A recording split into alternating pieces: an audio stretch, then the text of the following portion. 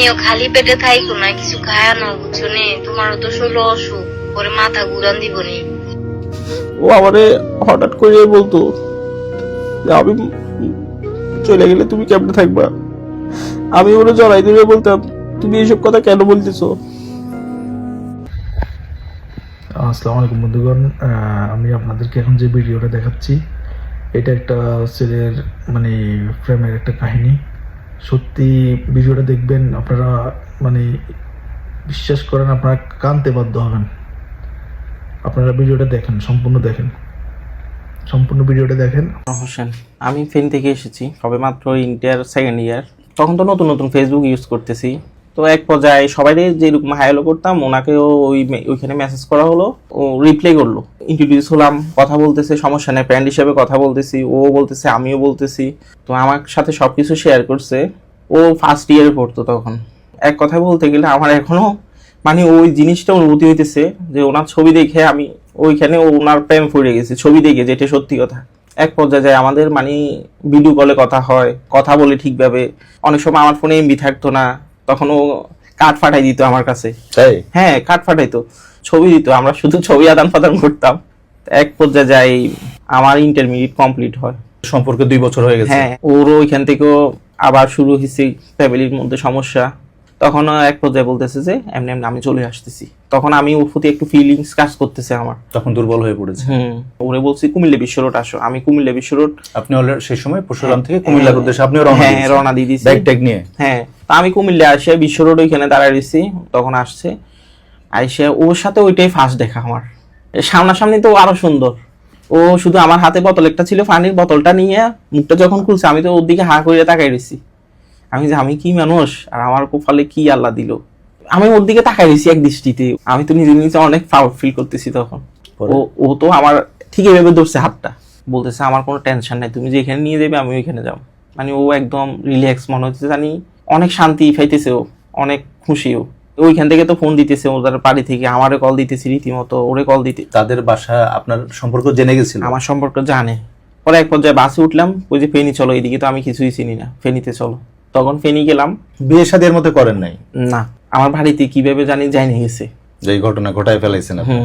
তো পরে ওর আম্মু নাকি অনেক অসুস্থ হয়ে গেছে, আমার গার্লফ্রেন্ডের আম্মু। আমার কাছে খারাপ লাগতেছে, বলতেছে নিয়ে আসতে, তোমাদেরকে মিলে দিব, সবকিছু ঠিক করে দিব। আপনার সাথে তখন ফোনে কথাবার্তা হচ্ছে তার পরিবারের? হ্যাঁ, আপনার প্রেমিকার পরিবারের। হ্যাঁ। তারপর পরে এক পর্যায়ে আমি ওরে নিয়ে যাওয়ার সিদ্ধান্ত নিয়েছি ওইখানে। তো পরে দুইজনে একসাথে চলে গেলাম।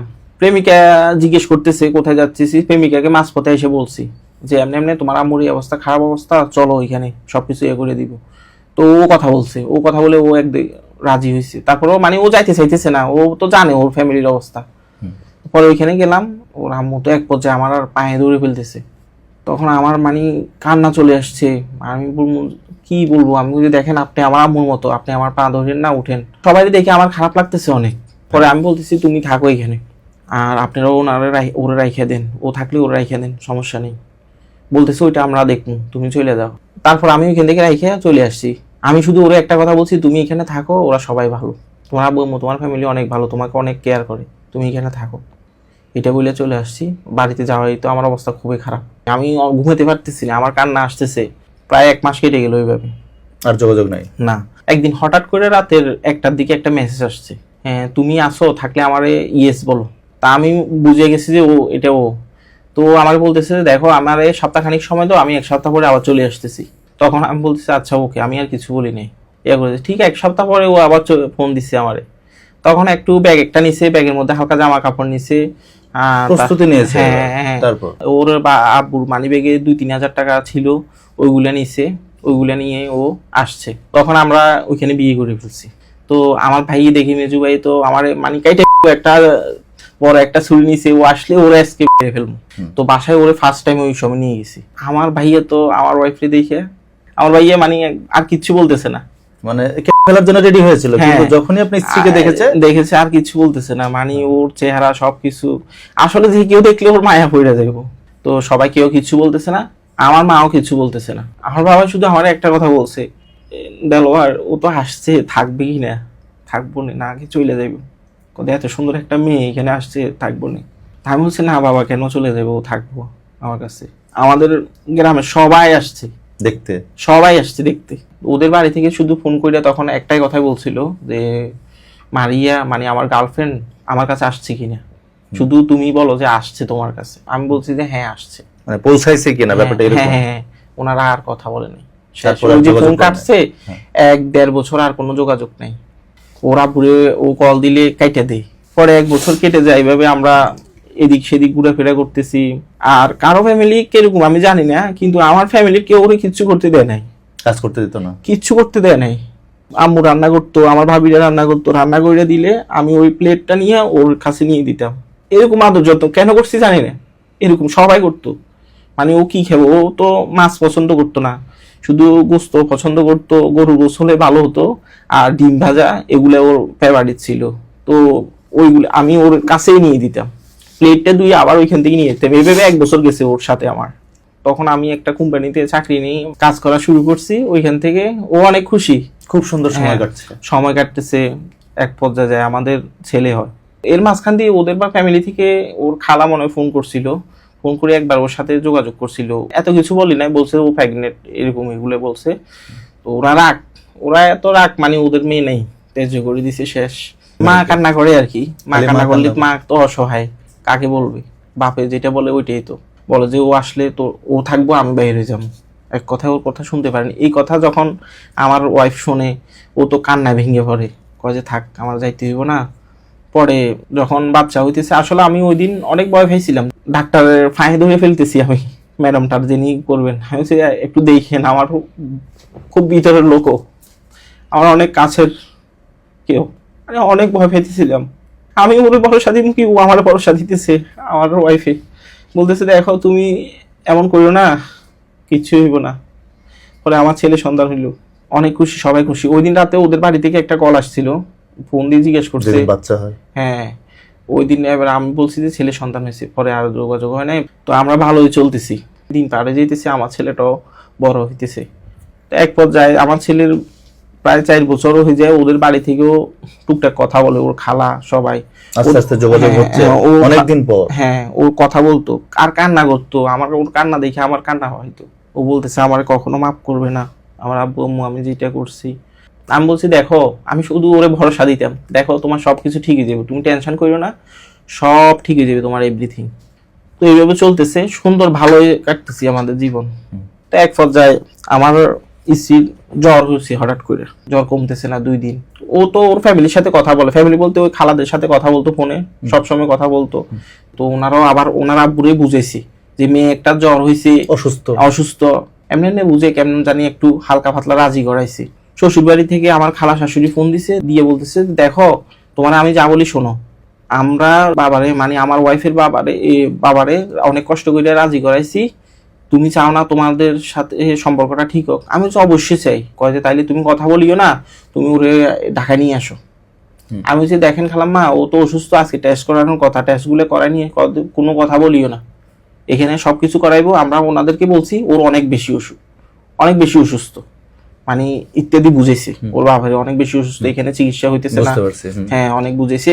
আমি বাড়িতে গেছি, আর আমার ওয়াইফ তো আমার জড়াই ধরছে, অনেক খুশি, আমার জড়াই ধরে রাখছে, বলতেছে দেখো আজকে 7 বছর পরে আমার বাবা রাজি হয়েছে, আমাদের আর কোনো টেনশন নাই, সবকিছু ঠিক হয়ে গেছে। তা আমি বলছি ঠিক আছে, সমস্যা নাই। তো পরের দিন সকালে স্টার লাইনে টিকিট কাটলাম। তো উনি আমাদেরকে যেখানে লোকেশন দিচ্ছে ওইখানে গেছি। হাসপাতাল নিয়ে যাওয়ার পরে ওনারা করতেছে, আমি তো নতুন মানুষ দাঁড়ায় রয়েছি, আমি কি আমার যেটা বলতেছে আমি ওইটাই করতেছি। ওনাদের উদ্দেশ্যটা ছিল আর আমাদের উদ্দেশ্যটা ছিল একটাই, যে ও অসুখ হোক বা নাই হোক, ভর্তি করায় ওরা বুড়ে দেখাইবো দিয়ে, প্রেজেন্ট করাইবো দিয়ে ও অসুস্থ, মানে এই অবস্থায় ওরা আব্বুর সাথে মন মানিয়ে যাতে ঠিক হয়ে যায়। তখন ভর্তি করানোর পরে বলছে যে ডেঙ্গু ধরা হয়েছে। তা আমি কিছু করণীয়, কয় যে ওরে বেশি বেশি স্যালাইন খাওয়াইতে হইব, ডাবের পানি খাওয়াইতে হইব, আর নাফা ট্যাবলেট যেটা চলতেছে এটাই। মানে ওনারা নর্মাল ভাবে কথাগুলো আমার বলতেছে। ওর আব্বু ফ্যামিলির লোকজন সবাই আসছে, বলতেছে যে আমার আব্বু আসুক, দিয়ে আসুক, তুমি সইরো না। ও আমার বলছে যে মায়ের খেলে আমার লাগে মায়ের খেতে ফেলবে না। আমি কিন্তু অবশ্যই পারবো না, কি জন্য আসছে সবাই। ওর একটাই কথা, সবার কাছে মাপ চাইতেছে, শুধু আমার মাফ কইরা দাও, আমি অন্যায় করছি, চলে গেছি, তোমাদেরকে কষ্ট দিছি, আমার মাফ কইরা দাও। আমি শুধু এসে শুধু একটা কথা জিজ্ঞেস করছি আমার ওয়াইফকে, যে তোমার মাফ করছে না? যে হ্যাঁ করছে। ও হাসি দিছে একটা, হ্যাঁ করছে।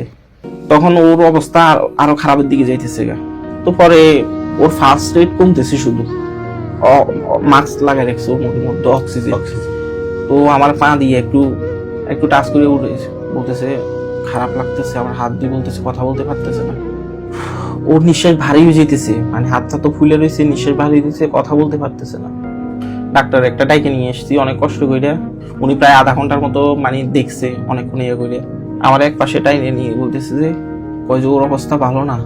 আমার হাত পা একবারে ঠান্ডা হয়ে যেতেছে। আমি কিছু ভালো না, কি করতে হবে স্যার? কয় যে ওনার আইসিইউতে নিয়ে যেতে হবে। আইসিইউতে নিয়ে গেছি, সবকিছু একবারে লাল বাতি মারতেছে। ওর আসলে একটু ময়লা লাগলেও কেমন করে উঠতো। ওই মানুষটার বুকের মধ্যে হাসি বসতেছে, ওই মানুষটার ভিতরে নল ঢুকে রাখছে। আইসিইউ ওইখানে নার্সটা বলতেছে আপনার সময় শেষ। আসলে আমার ওয়াইফের তো সময় শেষ, আমার ওয়াইফের সময় নাই। রুগীর আসলে অবস্থা খারাপ। আমার থেকে একটা সিগনেচার নিতেছে, বলতেছি নামাজ পড়বো।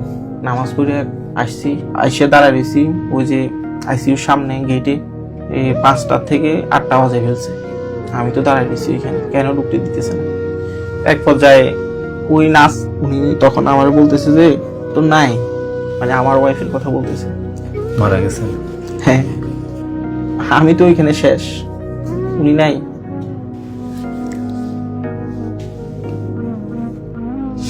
আমার ছেলেটা শুধু দেখে বলতেছে আব্বু আম্মুর কি হয়েছে, আব্বু আম্মুর কি হয়েছে। আম্মু তো কথা বলতেছে না।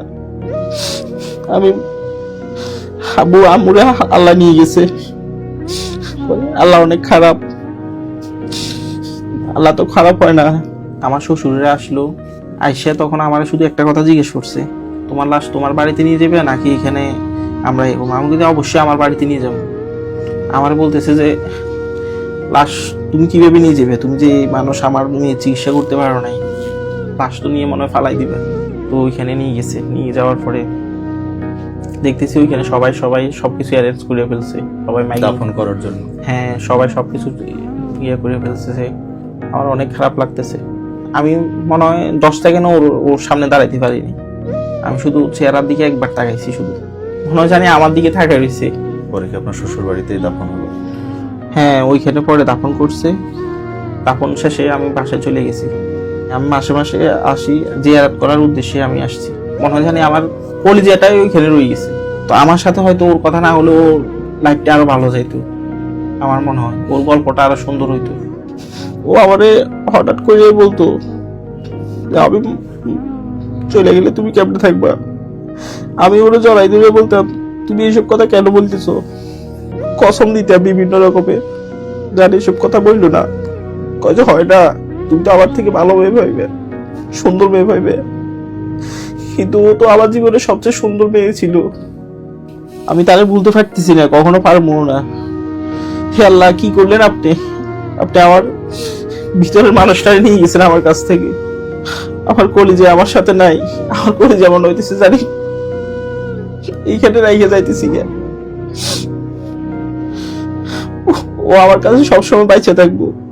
আমি মৃত্যুর আগ পর্যন্ত ওর এই কবরে আসবো, জিয়ারত করে যাব। আমি জানি না কতদিন বাঁচবো। মারিয়া তুমি অপেক্ষা করো, আমি আসবো, তোমার সাথে দেখা হবে আমার। তুমি আমার এইভাবে ছেড়ে যেতে পারো না। তুমি তো বলছিলে একসাথে দুজন সবসময় বাঁচবো। তুমি নিজে চলে গেলে আমার আগে। তুমিও খালি পেটে থাইকো না, কিছু খায় না, বুঝছো নে। তোমারও তো শরীর অসুখ, পরে মাথা ঘুরান দিব নি।